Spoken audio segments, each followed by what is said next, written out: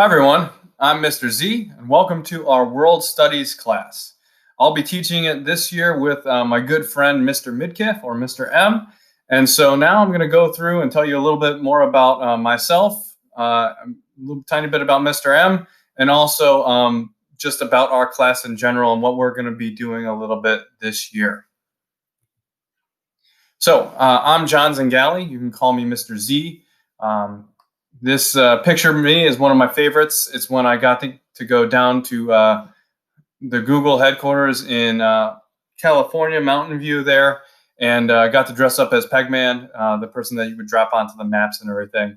I'm a big fan of Google Earth and Google Education, and so that was a real joy of mine.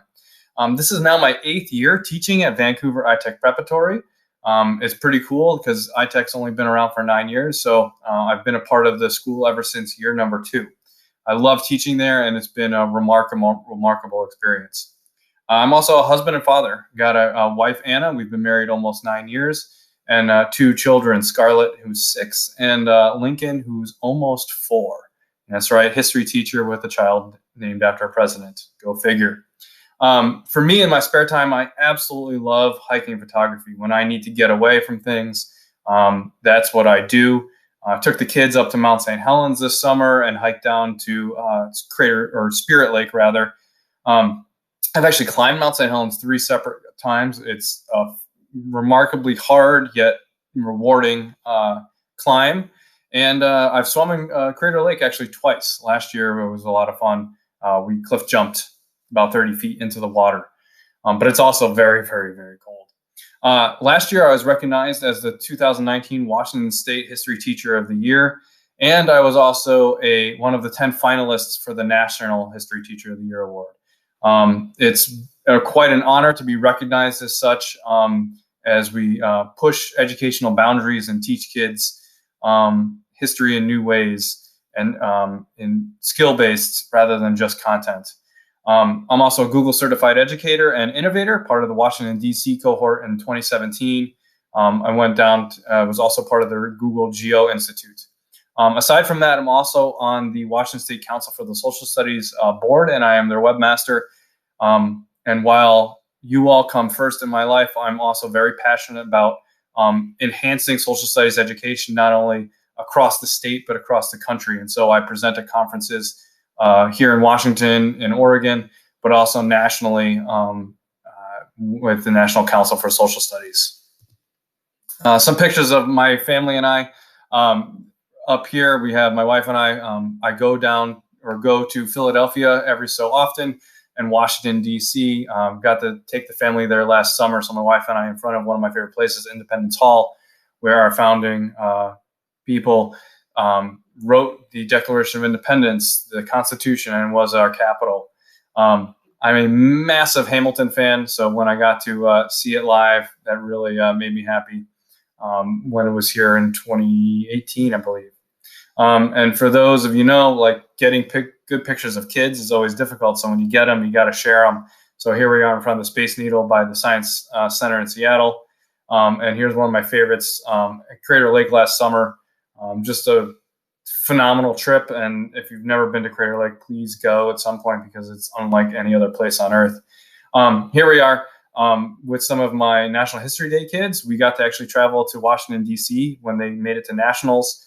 And one of the projects we do in Washington State history is we've 3D scanned artifacts and created an online museum for Fort Vancouver. And so here we are visiting a place in Washington, just outside Washington, D.C., that actually color 3D printed the artifacts that we scanned. So I got to take some of our students that 3D scanned the artifacts, and then we flew across the country as part of National History Day, but then they got to actually color 3D print their models. So just some of the cool things that we get to do here at iTech, if you're willing to come along for the ride. My teaching partner here, David MIDKIFF, 5th year at iTech. I won't go into too much detail for you, but he just returned from 2 years in London. He's also taught in Phoenix. He and I go back a ways, as you'll see coming up here. Actually, David and I met in 2012. We went to the University of Portland together. Here we are graduating together with our master's degrees. coincidentally on May 4th, Star Wars Day. So we get the joke that we are actually Jedi Masters. We've also done the bridge pedal together in Portland, rode 26 miles. And we've climbed Mount St. Helens together.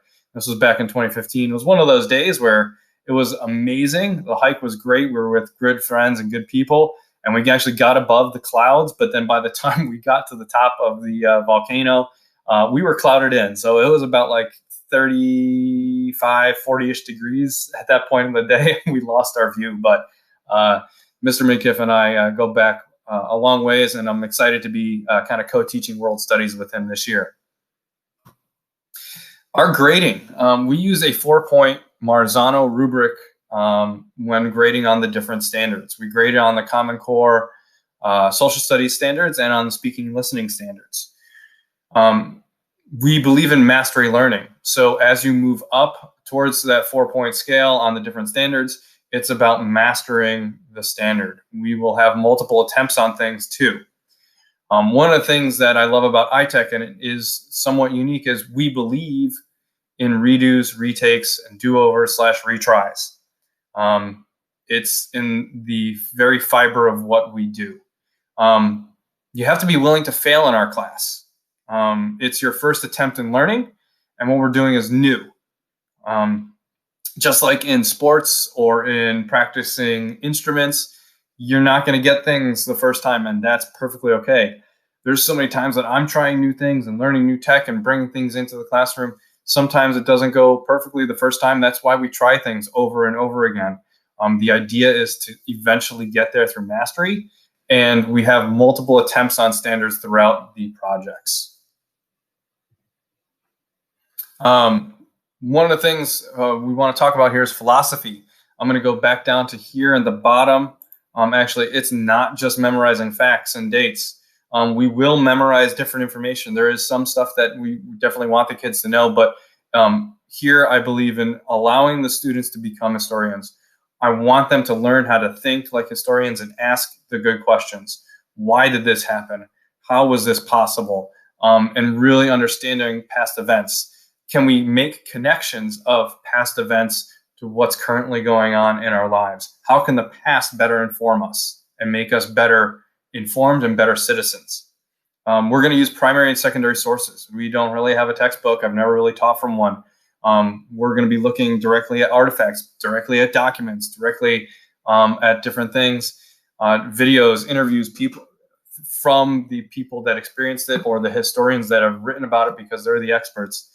And we're going to build critical thinking skills. A lot of times I may answer your question with a question because I want you to think about this, think about that. Have you seen it thought about it this way? Those are the types of thinking that we're really trying to get at, to build those connections to what we're learning. So some topics for the year.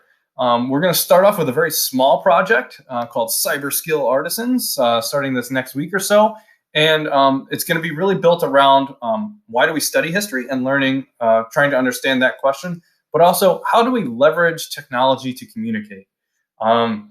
Technology and communication are going to be very vital to what we're doing right now. They have been in the past in my class as well, but being that we don't get to see each other in person, we really need to learn some of these different skills and different tools so we can put them in our digital tool belt so we know how to move things forward. So we're going to be playing around with Flipgrid. We're going to be learning WeVideo, and you're going to be conducting interviews. We'll be doing some Google Slides and citing sources and using Newsela, and eventually even using Google Earth to create our own maps, which then leads us into our second project, or our first real project of the year, which is geocartography. What role does geography play in how we live? How do we read maps? And what stories do maps tell us? Geography is all around us, and it plays a vital role in how we live, where we live, and what we do. And so we want to learn our geographic terms. We want to learn how to read maps, different types of maps too. There's different scales and different things.